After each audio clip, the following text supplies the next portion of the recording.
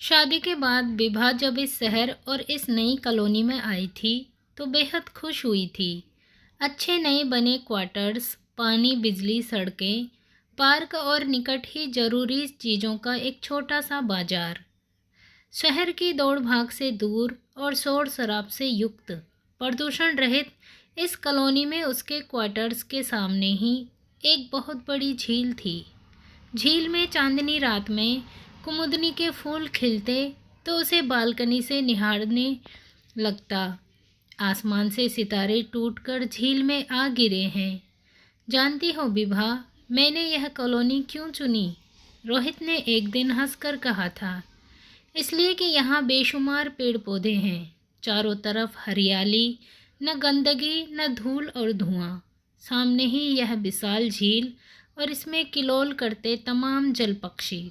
बीचों बीच एक बड़ा पार्क जिसमें बच्चों के लिए खेलने के अनेक उपकरण। बच्चे के नाम से ही शर्मा गई थी विभा। लजाई पलके रोहित के सामने नहीं उठी तो उसने ठुड्डी पकड़कर उसका चेहरा ऊपर उठा लिया था। ए विभू, क्या हुआ तुझे? क्या हमारे बच्चे नहीं होंगे? और क्या उन्हें खेलने के लिए ऐसे किसी पार्क की ज़रूरत नहीं पड़ेगी? बालकनी में ये सब मत करिए, आसपास सबको दिखता है। विभा कुछ परे हटी तो रोहित हंस दिया। देखने दो, भगाकर नहीं लाया, बाकायदा बैंड बाजे लेकर गया था। बारात के साथ ब्याह कर लाया हूँ।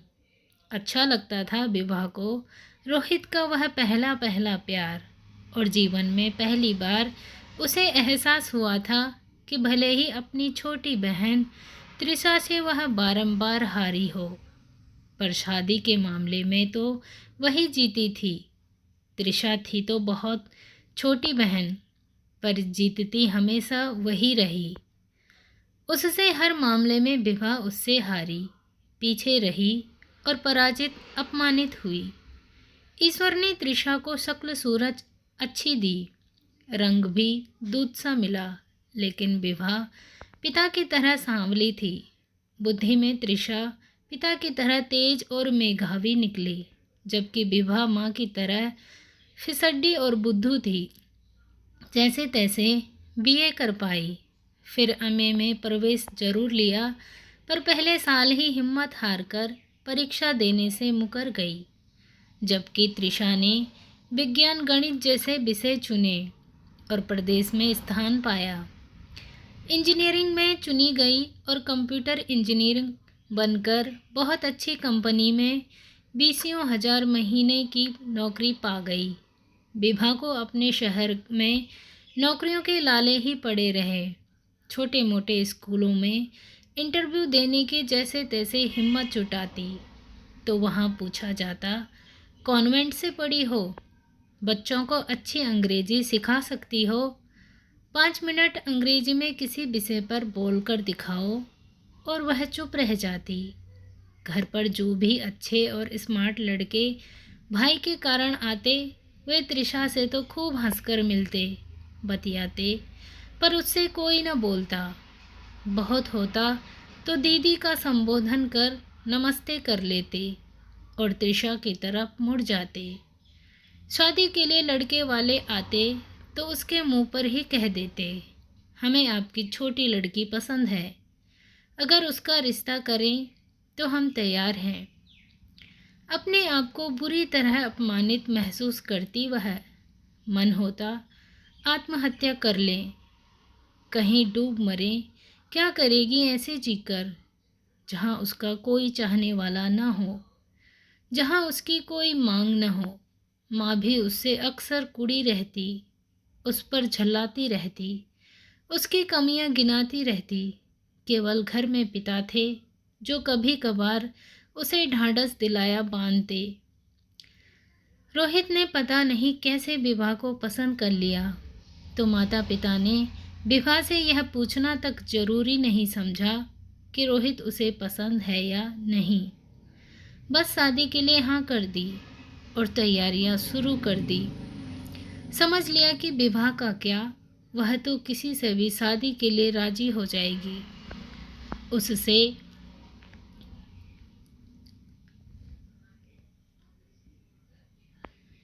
उससे क्या पूछना, जबकि त्रिशा वह रोज घोषणा करती, उसे ऐसा वैसा लड़का नहीं चलेगा, जैसा चाहेगी वैसा ही लड़का चाहिए। शादी के कुछ दिनों बाद ही पूछ पाई विभा रोहित से, एक बात बताइए आप, मुझे खुशी है कि तुमने अपनी तरफ से कुछ पूछना तो चाहा। पूछो, अगर मुझे पता होगा तो ज़रूर बताऊंगा और सच सच बताऊंगा। आपने मुझे क्यों चुना, जबकि आप मेरी तुलना में कहीं ज़्यादा सुंदर है, कहीं ज़्यादा पढ़े लिखे, अच्छी नौकरी, पद प्रतिष्ठा वाले व्यक्ति हैं। आपके लिए तो लड़कियों की कोई कमी न थी।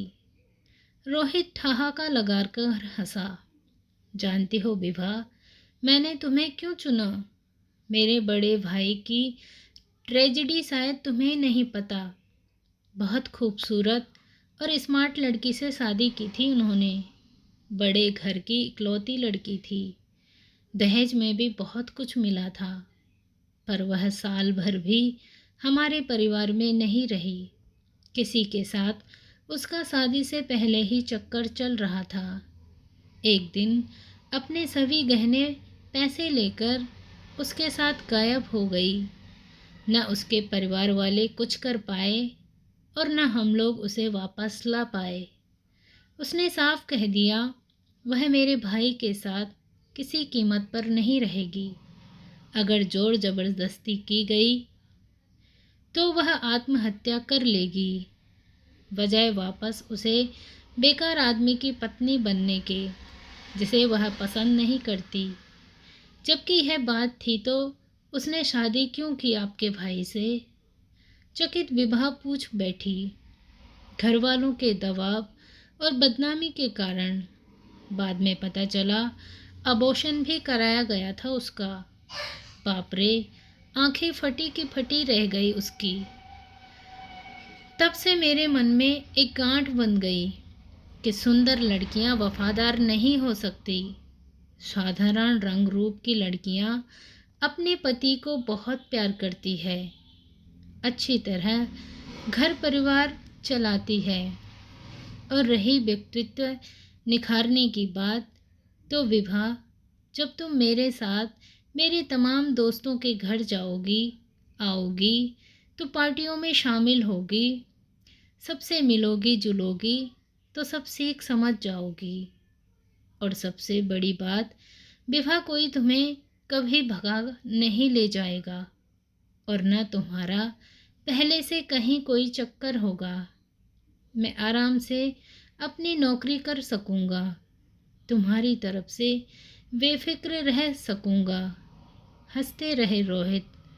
सुनकर कहीं गहरी चोट लगी थी विभा को।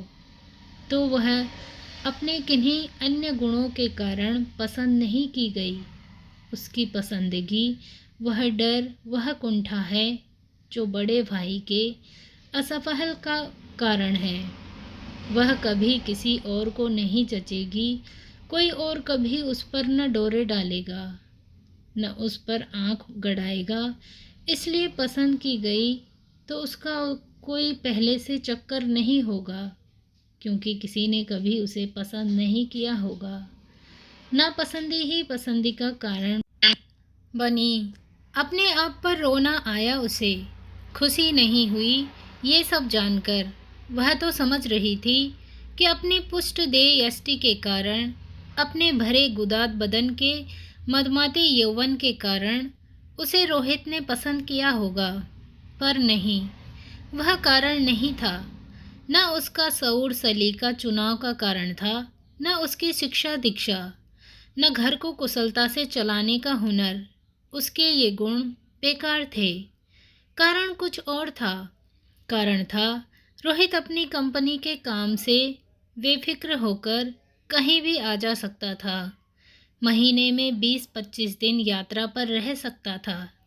निश्चिंत रह सकता था कि जब भी घर वापस लौटेगा, विभा उसके इंतजार में घर पर ही मिलेगी। वही हमेशा दरवाज़ा खोलेगी, क्योंकि कोई और उसे कहीं बहला फुसला नहीं ले जाएगा। कैसी घटिया वजह है उनकी शादी की। मन गिर गया था। उस दिन से उसका उमंग उत्साह जैसे चुक गया हो। घर में अपने आप को पत्नी कम एक नौकरानी ज़्यादा महसूस करने लगी थी विभा। हालांकि रोहित की चाहत में कहीं कोई कमी नहीं प्रतीत होती थी। वह अक्सर पार्टियों में वह देखती कि रोहित सुंदर लड़कियों और दोस्तों की सुंदर पत्नियों की तरफ तृषा भरी निगाहों से ताकने लगते थे।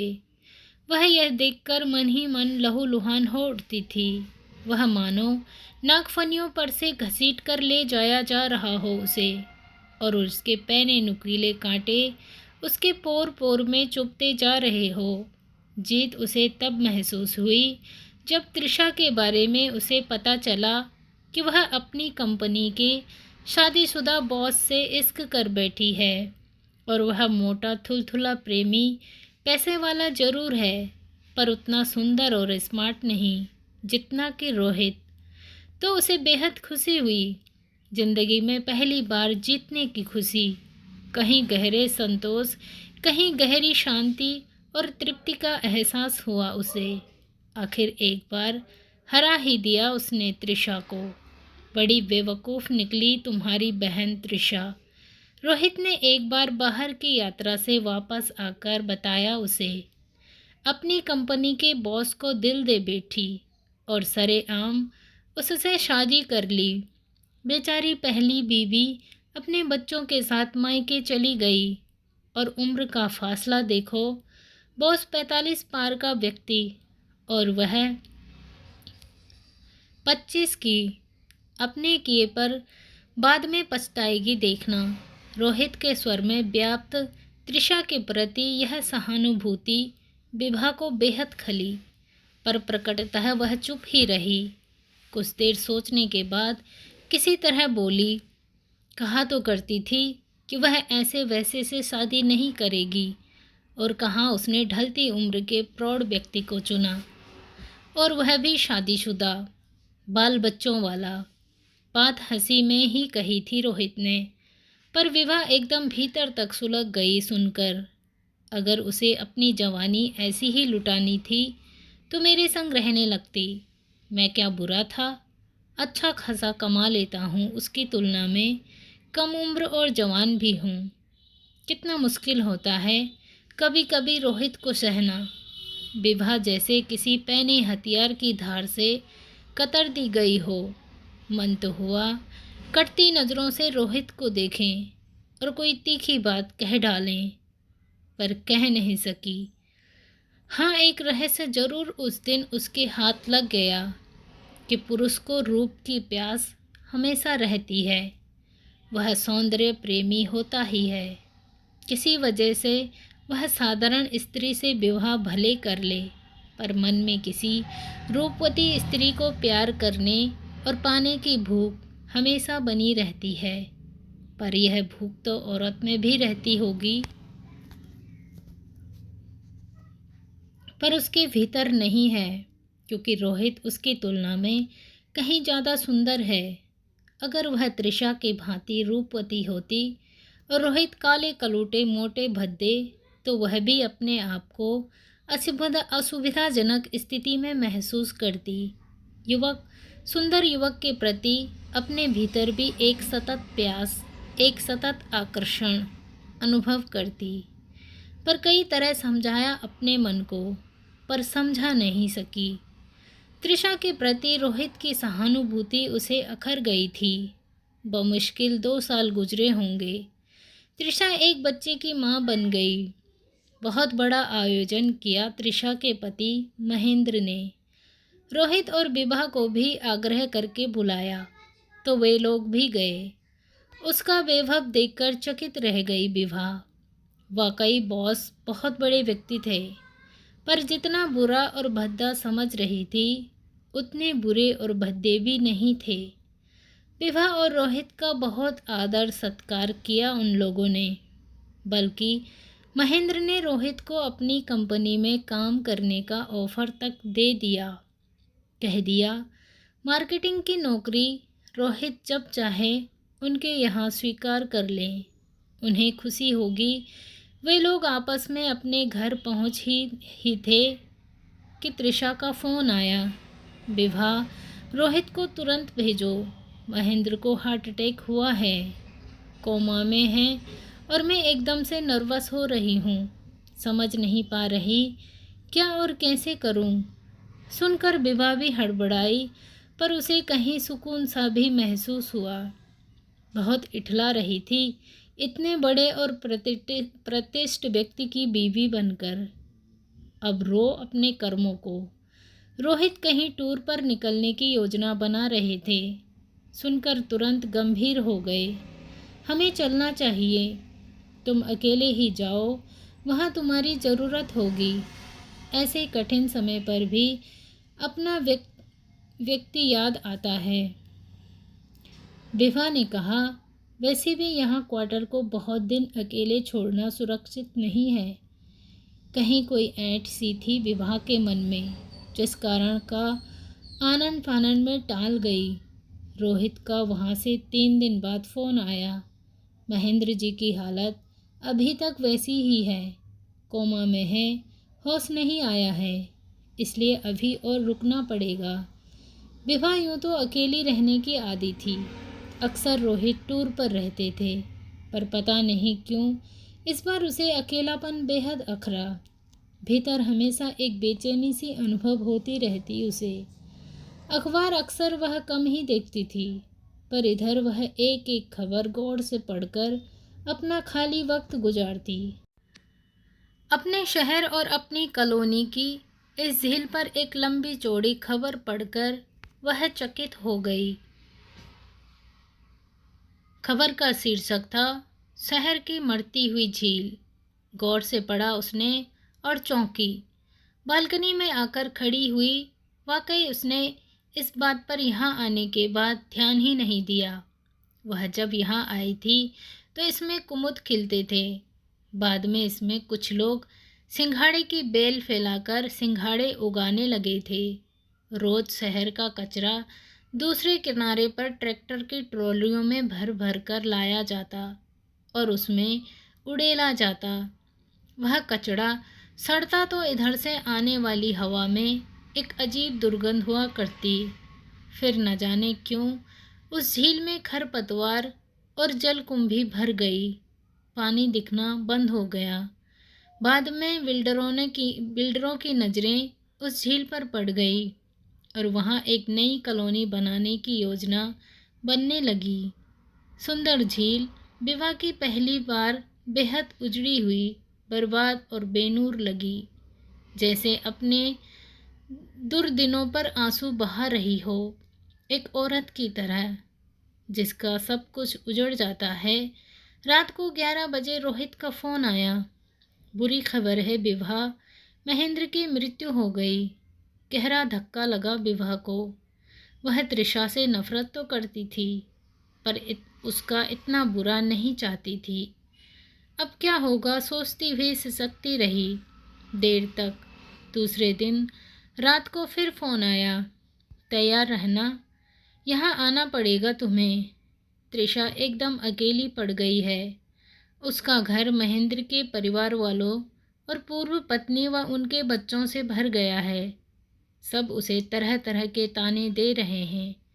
सब कुछ संभालना कठिन हो रहा है। त्रिशा को तुम आकर संभालो कुछ दिन। मैं कानूनी पहलू देखने में उलझा हूँ।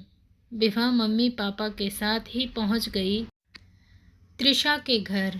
वह बुरी तरह टूट गई थी, एकदम गुमसुम हो गई थी। उसे न अपना होश था न बच्चे का। ऊपर से महेंद्र की कंपनी और उनके बैंक की जमा पूंजी पर कब्जा करने की उनकी पूर्व पत्नी व उसके परिवार वालों की कोशिशें। घर जैसे कुरुक्षेत्र का मैदान बन गया हो। हर वक्त षड्यंत्र और संघर्ष की स्थिति। रोहित के साथ विभा के पिता भी भागदौड़ करने लगे। त्रिशा की जिंदगी का सवाल था। महेंद्र उसके नाम कुछ भी नहीं कर गए थे, न कोई पावर ऑफ अटॉर्नी उसे दे पाए थे। बस त्रिशा 4 डायरेक्टरों में एक थी, इसलिए अकेले कोई निर्णय लेने की स्थिति में भी नहीं थी। बैंक के कुछ खाते तृषा जरूर अपने दस्तखतों से चलाती थी, पर उनमें भी कोई खास पूंजी नहीं थी। जिन खातों में अधिक धन था उन्हें स्वयं महेंद्र चलाते थे। उनमें तृषा को नामित भी नहीं कर रखा था। उनकी पूर्व पत्नी, और इस बात पर शायद महेंद्र जी ने जीते जी कभी ध्यान नहीं दिया था। रोहित ने विभा से कहा, तृषा को यहाँ से ले चलना पड़ेगा, यहाँ उसका कुछ खास रह नहीं गया है। पत्नी और उसके घरवाले महेंद्र की कंपनी और उसके बैंक के खातों पर कानूनी हक जमा लेंगे और तृषा देखती रह जाएगी। न उसे कुछ मिलेगा न उसके बच्चे को। तृषा का दुख विभा को भी उस वक्त बेहद दग्ध कर रहा था, पर वह कर ही क्या सकती थी।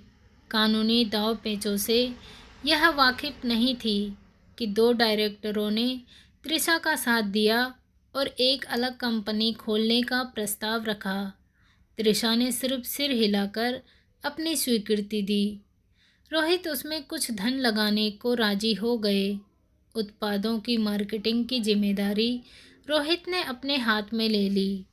विभा वापस लौट आई। विभा लौट जरूर आई, पर जिस तरह रोहित तृषा की सहायता कर रहे थे, उसका और उसके बच्चे का जिस तरह ख्याल रख रहे थे, जिस तरह उनके लिए चिंतित थे, उससे विभा का माथा ठनक गया था। कहीं वह स्वयं ही इस झील की तरह न उजड़ जाए, कहीं उसके सर्वस्व पर तृषा ही कब्जा न कर लें।